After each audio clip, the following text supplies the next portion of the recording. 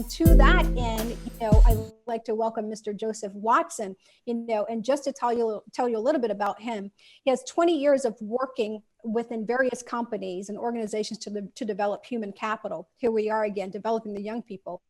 Mr. Watson is the founder of the 21st century's most innovative and effective youth and young adult mentoring organization. And it's called Menturnship. That's MENTURN, Menturnship organizations. With a cornerstone of their services centered on mental health and wellness, the Menturnship organization's creativity is credited for its integration of mental health and wellness within each of its programs, especially the entrepreneurial and small business development initiatives with over 12,000 group participants. Welcome, Mr. Watson.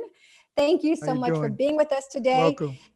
I'd just like to ask you, with all of the thousands and thousands and thousands of young people that we see out protesting right now, who are advancing the agenda forward, how important is mentorship in terms of advancing that agenda and preparing this next generation, because they're setting the stage for a new era. So how important is it that mentorship takes place, and what is your organization doing to support that?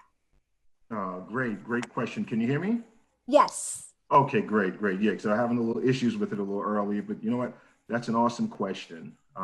Mentorship, is very critical, especially for the advancement of the next generation. As I look and witness, everything like where we are right now, this uprising, right? There's a quote that comes to mind, and it says that, change, right, will either happen from the top down voluntarily, or from the bottom up by revolution. We are in a revolutionary period right now. And those young men and young women that are out there taking a stand, for what is right and what's just. And again, it is extremely important, for them to be able to have someone that they can talk to and assist and guide them, through, the challenges that they'll be faced with, as we traverse, from one stage in life and also in our society to the next stage. And the Menturnship program, as you'd mentioned, a lot of our focus has been on entrepreneurialism and intrapreneurialism. And one of the reasons why we chose those particular areas is because, it was a way for us to speak to the lifestyles of our youth, and actually speak to, their lifestyles without the feel of condemnation, because we focus all of our conversation around their needs and about addressing them and assisting them in reaching their fullest level of potential, right? As I was preparing for, the forum, I was trying to figure out exactly which direction to go in.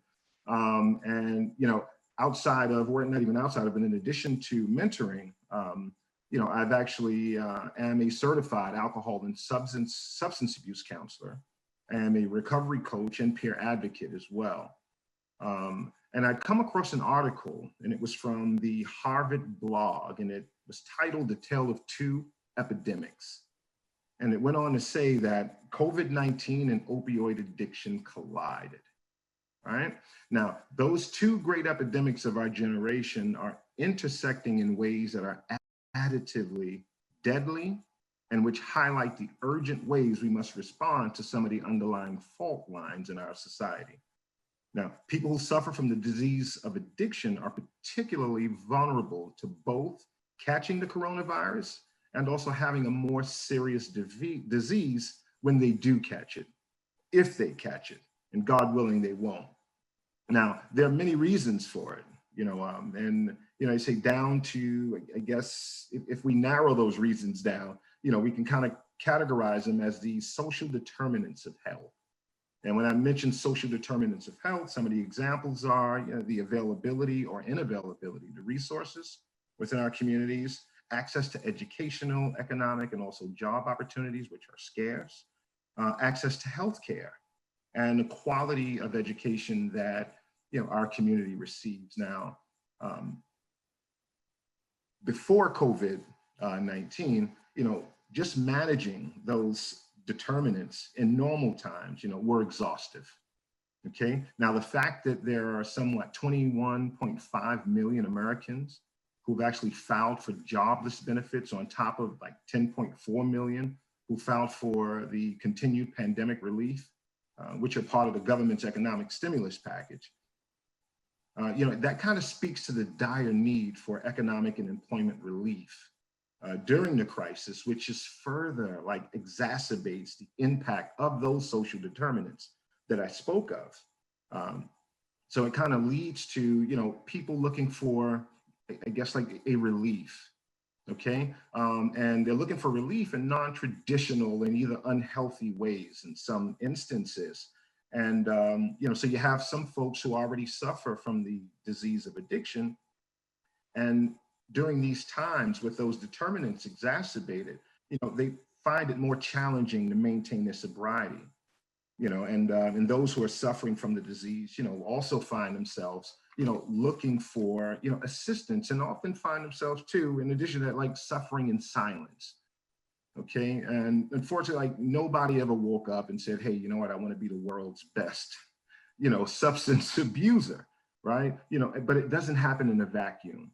So what I wanted to do today is just kind of focus on what you had mentioned earlier in your speak when you mentioned about the need for awareness, right?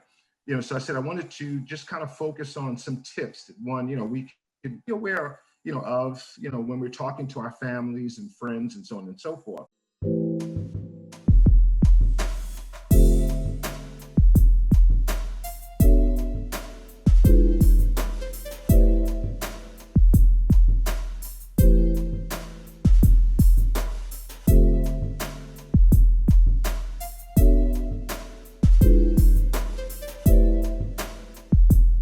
Before I say that, I just want to mention the fact that when in 2010, there was a report from the Partnership for Drug-Free Kids, right? And they had mentioned that 1 in every 10 Americans over the age of 12 are addicted to alcohol and or drugs. Now, that number is kind of equal to the population of Texas, okay? So that means, most of us come from pretty large families, and if not large families, we have a large social network, we have a large number of friends.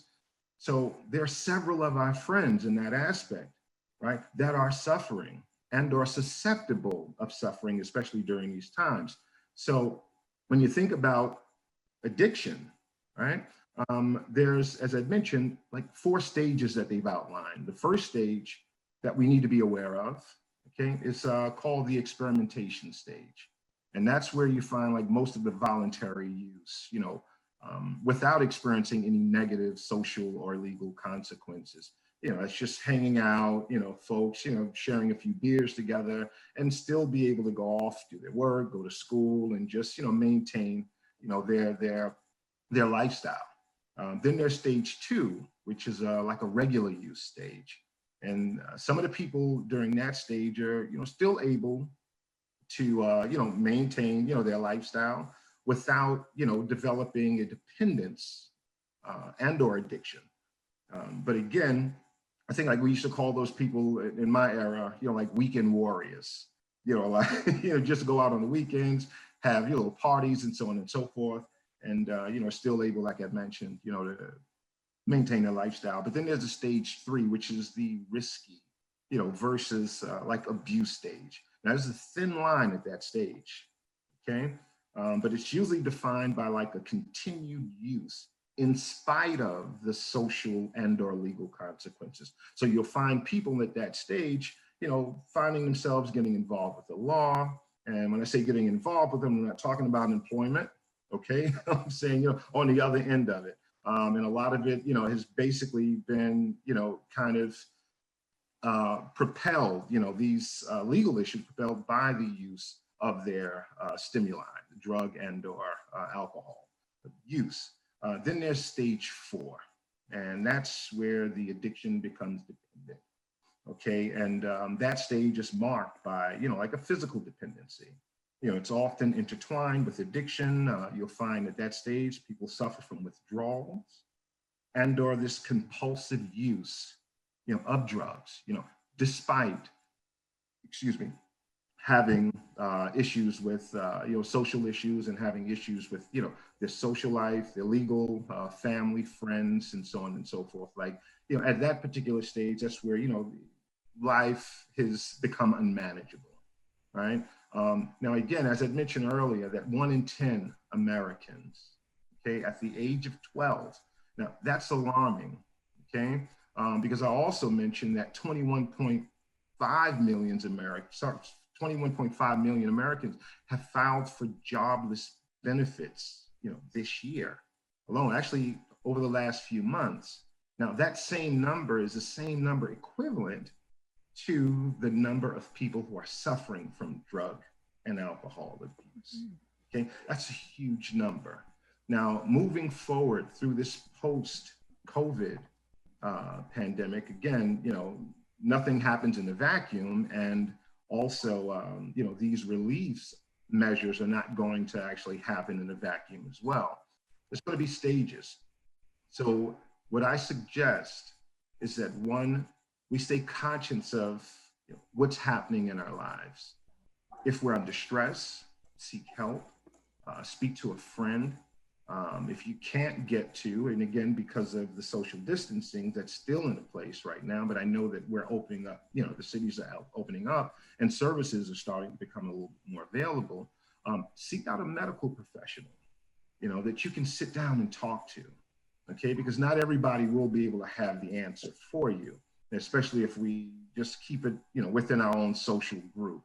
Sometimes we have to go outside of our group in order to get the help. That's one. The other one too is for friends and family to pay attention to our loved ones as well. If we see something, that old adage, you see something, say something, right? Whether it's a conversation where you're able to pull over a family member to the side, sort of an intervention, and just kind of talk to them and see where they are. Because no matter who we are, or either what condition we're in at any particular time in life, we're all, I guess, in need of someone, to show some care and some concern, for us. And so basically with that, I'm gonna, just kind of wrap it up. I know that we have a few other panelists. I can talk for days, right?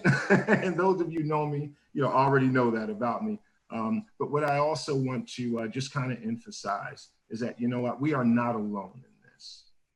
Okay, the fact that one, Dury and the rest of the HealthJox team, yourself, Dr. Faith Brown, has assembled like a panel of professionals, business owners, parents, grandparents, that's taken out their, time in their day to speak truth right now and also speak life to some of the issues that people are going through. So, that kind of speaks volumes. And I take my hat off. Had I been wearing one, I took it off earlier, but I take it off to Dury Bradford, Bishop Lester Bradford. Thank you so much for being a good inspiration and a good guide, for him. And again, one of the benefits of good leadership and also good mentorship as well. Just because, I'm a dad doesn't necessarily mean that I'm not a mentor as well. I mean, those two are, succinct, so they both go together. So again, thank you so much, Bishop Bradford. And I guess that's it, unless you have a question for me. But if not, I think move on with the conversation. God bless everybody. I think you laid it out pretty good there, man. That was pretty good. You came ready, got your gun blazing, man.